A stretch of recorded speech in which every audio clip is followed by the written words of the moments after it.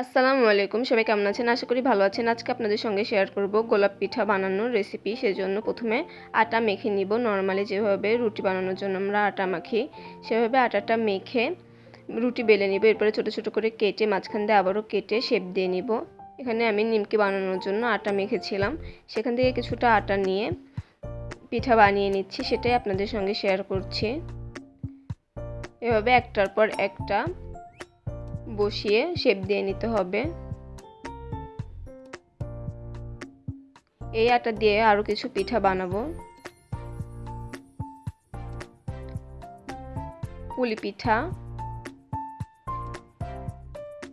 এরপরে রোল করে নিব। রোল করে নিলেই ফুলের শেপ চলে আসবে। এখানে অন্যান্য কিছু জিনিস বানানো হবে, ওগুলো স্কিপ হয়ে গেছে।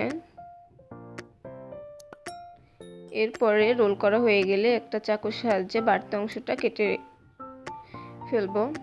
এরপরে হাতের সাহায্যে একটু ফুলটাকে ফুটিয়ে নিব।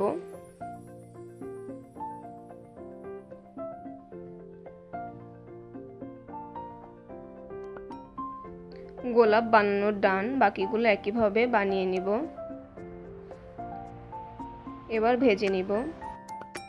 ভাজার সময় স্কিপ হয়ে গেছে। রেসিপিটি ভালো লাগলে লাইক করবেন।